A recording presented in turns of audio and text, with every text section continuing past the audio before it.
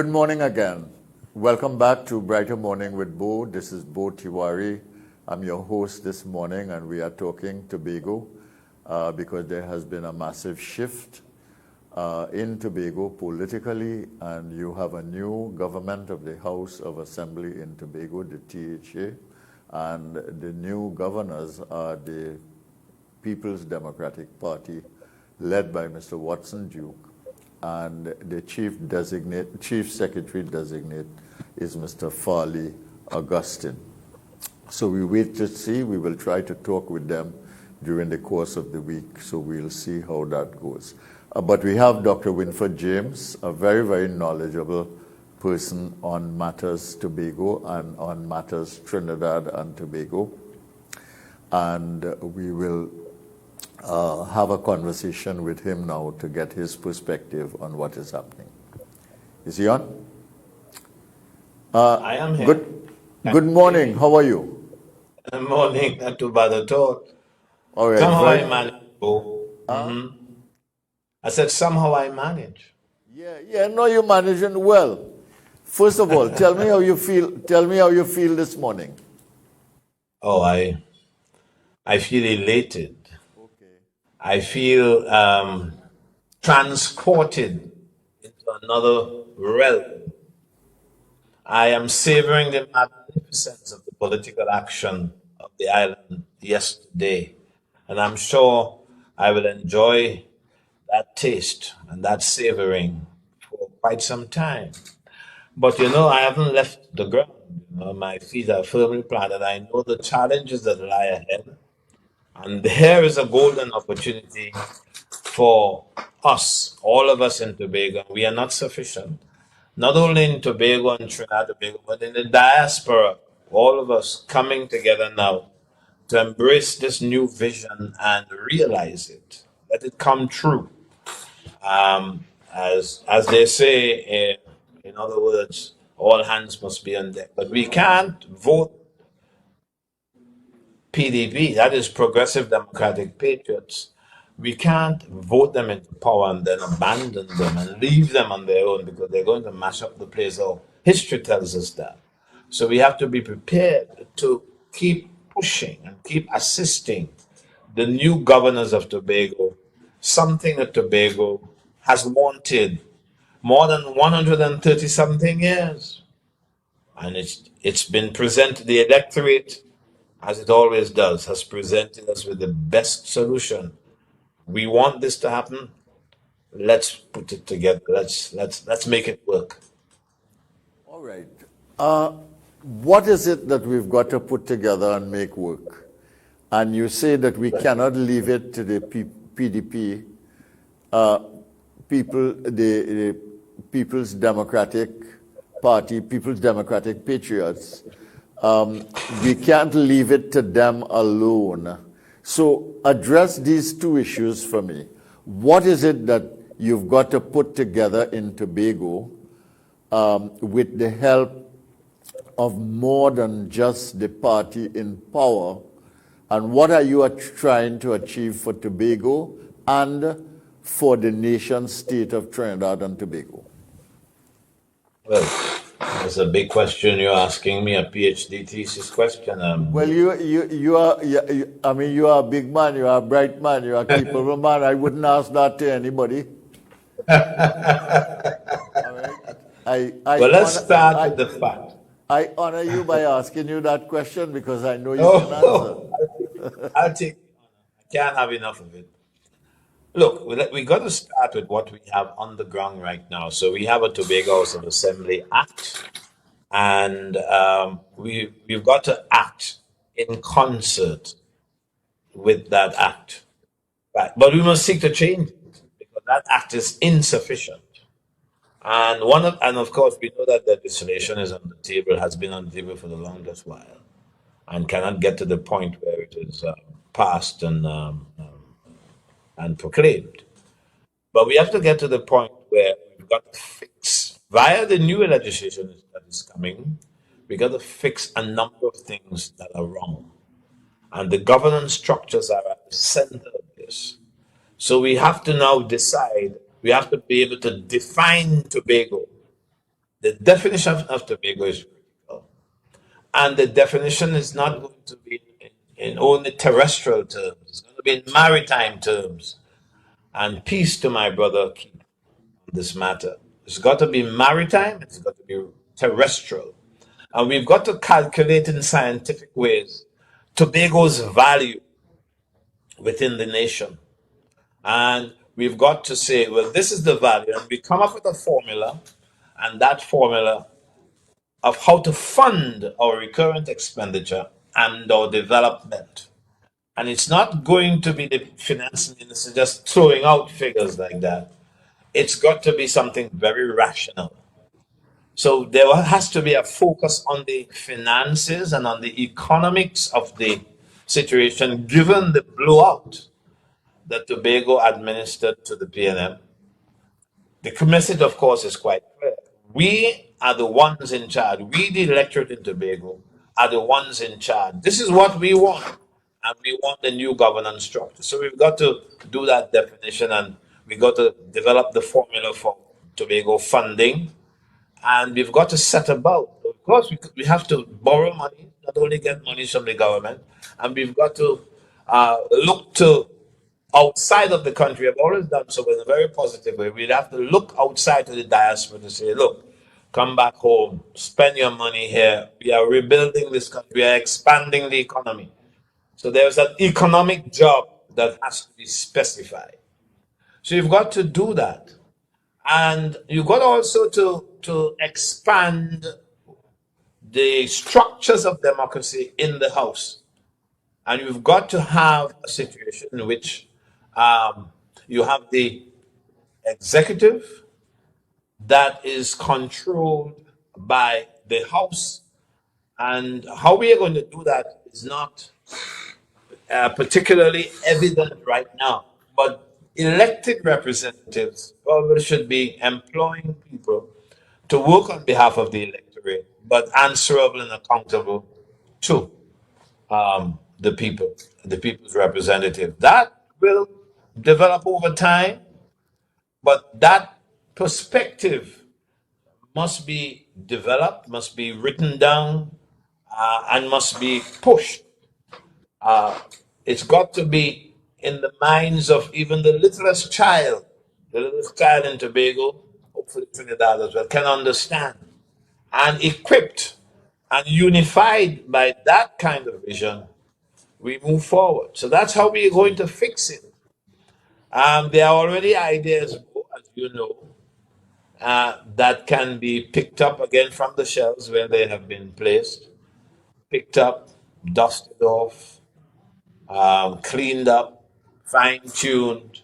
There are only ideas there. There are people who are more than willing to assist, right? So we are a small country starting off with a new direction now. It's the people said to us yesterday, said to the parties, look, this is a new era. We want a new era. Martin talked about the victimization, the corruption. We have to have laws against these things that are enforceable. But I don't want to deal with those. Those are a little bit nebulous at this point in time. I'm more concerned about the structures of self-determination and the structures of equality of status, which can only be ushered in as a result of law made in the parliament. So there's a job of persuading the parliament to go in the direction of the progressive forces in Tobago. Yeah. You know, you told me that I asked you a hard question. You said it was worthy of a PhD thesis, and it is. But the truth is that, I mean, Tobago, by the way that it has behaved yesterday, and by getting anywhere near to the vision that you've just articulated for what needs to be done, when you say, look, we've got to work with the laws that govern the House of Assembly now, but we've got to change it. We've got to change the structures of governance. We've got to deepen the democracy. We've got to make politicians accountable. We have to curb corruption. We have to understand the value of Tobago in the dynamic of the nation state of Trinidad and Tobago. And we basically have to embark on a developmental agenda that will be not just good for Tobago, but good for Trinidad and Tobago.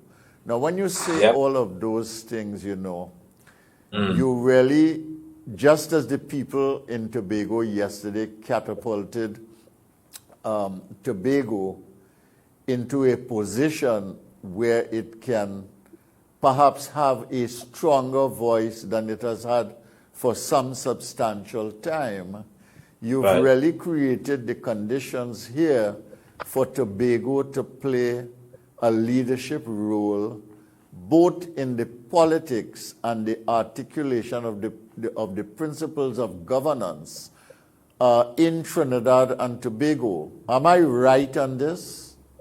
You're completely right. In fact, you are more than right. You are over 100% right. And the question now is to marshal the forces, get the thinkers together, get the policies written out, have the structures of consultation with the people. The biggest achievement from yesterday is that you need governmental or governance change in order to effect developmental change. You can't do this with the old legal framework, Bo. Can't be done. So you have to push to get the legal structures changed. And you can't have the kind of development Tobago want by just going down to the Ministry of Finance every year with a wish list. The minister reduces your request and gives you an allocation at the bottom of a scale that was determined by a dispute resolution commission. It can't be done that way. It's got to be more respectful of the democratic change ushered in and indicated by the polls yesterday. And the new leaders will all have to have that at the very top of their agenda, and they have to have that in the top of their focus, at the center of their focus, all the time. Because the strength comes from what the people say they want. So I'm saying here, yes, you're more than 100% right. We have to get the various strands together, the various elements, the various components. We're going to put them all together. It is going to be hard work, but it's going to be exciting work. And it will take a level of politics that we have not seen in this country. All right. I want to raise two issues with you. I'll tell you what they are first, but I want to deal with them one by one. We have an island, with 60,000 people. And that island seems small when we talk about it, but it's a pretty big island. The island is 110 square miles. It has 116. 16? 116, yeah. Yeah. And it has 60,000 people on it. And a place like Bermuda, for instance, is 22 square miles. Yeah. It can fit in Tobago 5 times. All right? A place like Cayman Islands is small relative to Tobago. And these islands, although their governance structures and systems and linkages with Britain, etc., are different. These countries enjoy per capita incomes of 60,000, 80,000 US. Oh, it's more than that. In the Cayman Islands, it's 96,000, and in Bermuda, it's 116. Yes, it's amazing, and so that there is nothing that says that Tobago could not be an island that more than becomes self-sufficient and pays its way through its own efforts and by some creative involvement with the world system and with Trinidad as its partner island in the nation state. And I mean, that includes CARICOM, it includes all the countries around us, just as you have countries around Trinidad and Tobago. So that is one thing. And the second issue is that once you begin to talk structural change of that can lead to unleash, you might say, this kind of capacity for development, you have to talk about structural changes in Trinidad, not just in terms of the economy, but you also have to talk about it in terms of the constitutional structure of Trinidad and Tobago. Because changes that you are talking about in Tobago have implications for the whole nation and what is the constitutional apparatus under which we are engaged. Now, are we in a position at this time when we are so battered down by COVID and when we are in when we are facing perhaps the most serious set of challenges that we've had economically since 1986, are we in a position to deal with all of this at once and still build a sustainable future? I have to ask that question because today is a day of hope for Tobago. Today is a day of hope for a lot of people in Trinidad as well. And for Trinidad and Tobago, it is a hopeful day.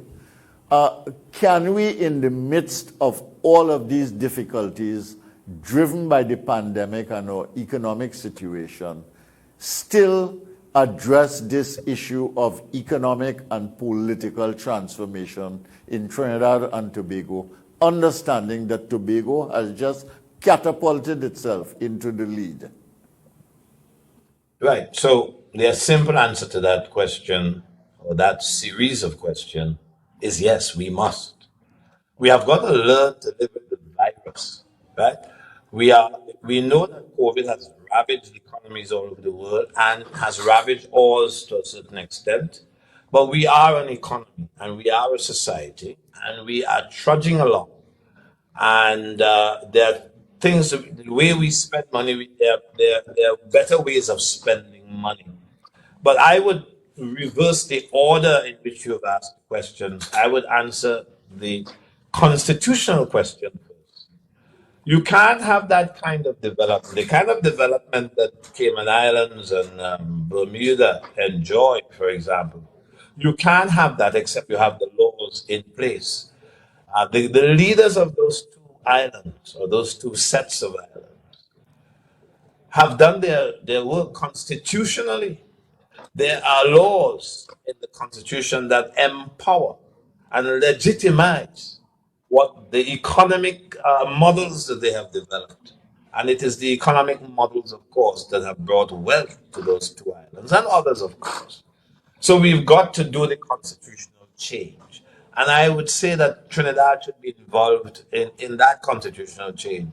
For the most part, Trinidad has washed its hands off what's going on in Tobago from the point of view of the constitutional discourse. And that is so sad.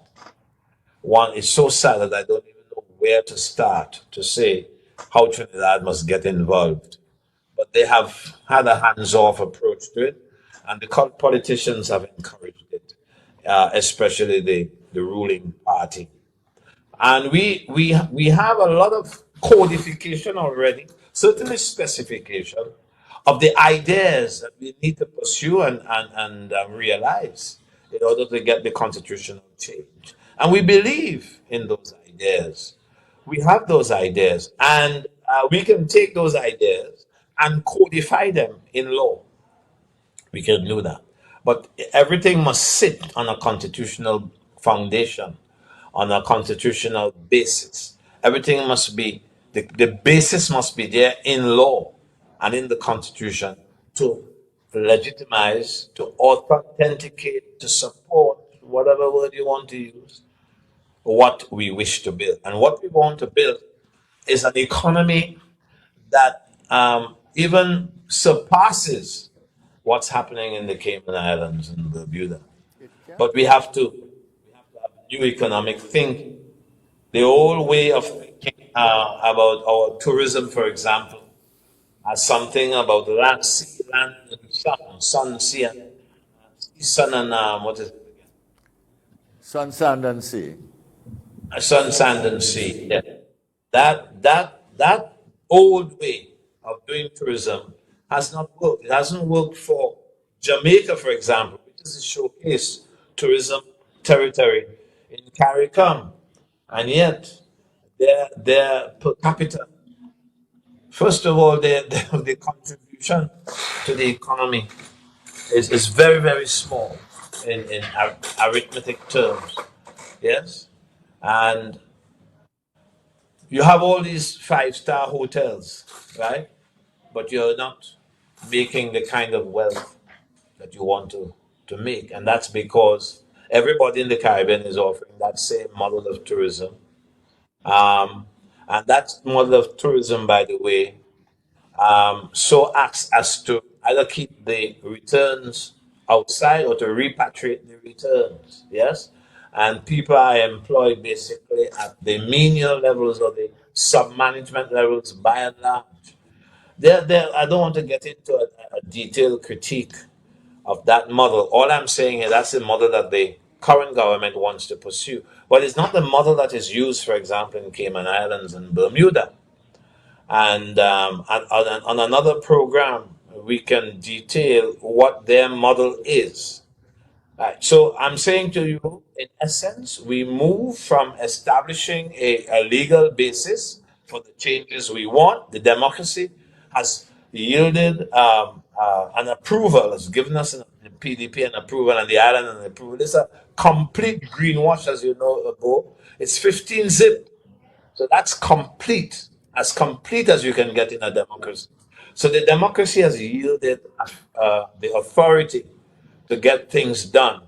And it is saying to us now, we must get the right kinds of laws in order to proceed and effect the economic changes that we want.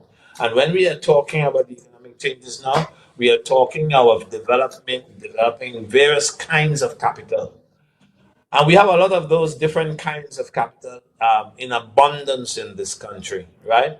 So we've got to pay attention to that. But we certainly have to produce capital for export. And so the pandemic is raging, but we are not going to lie down and play dead, and behave as if we are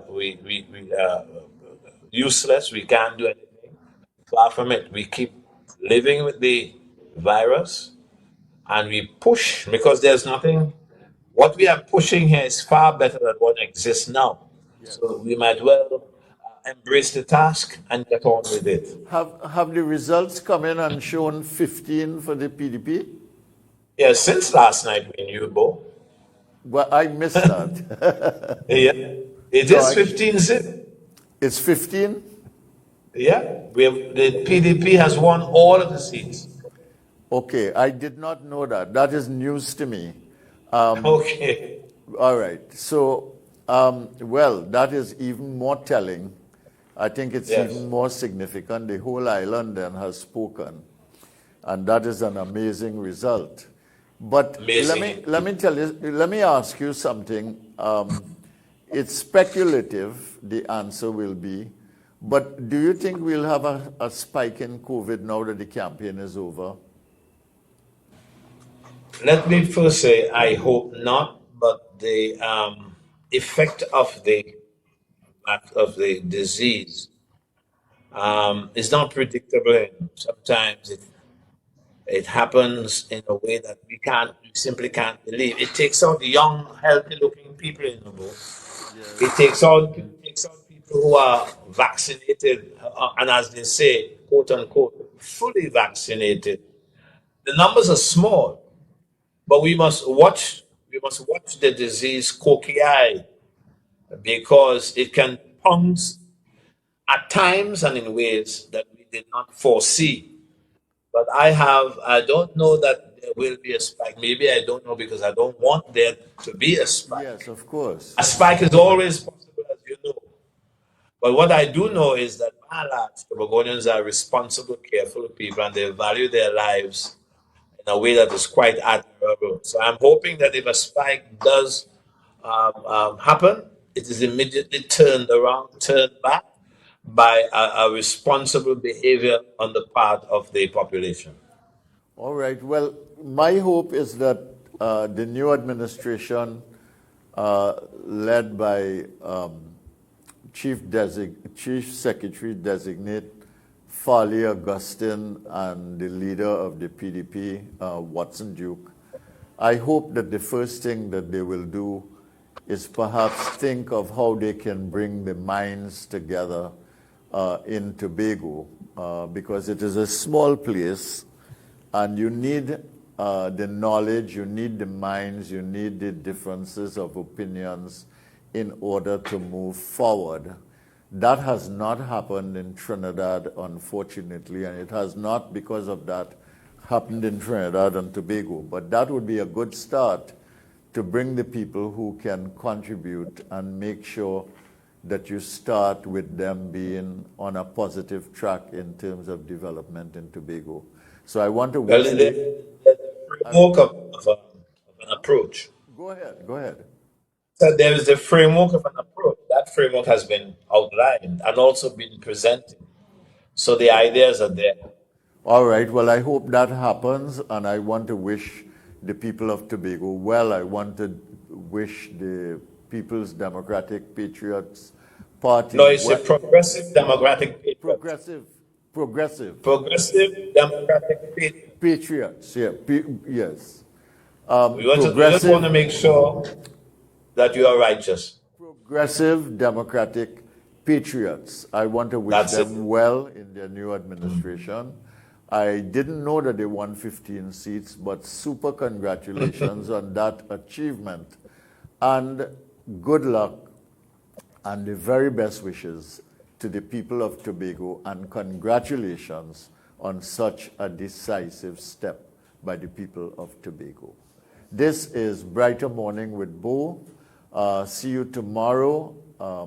Tomorrow we will have some interesting guests for you, and we will continue the discussion on Tobago. And well, I look forward to talking with you. Thanks to all of you who called this morning and made your contribution. So we had perspectives from Tobago and Trinidad. We are grateful for that. And this is Brighter Morning with Bo, and I am Bo Tiwari. We break for the news now with Andrew Chan.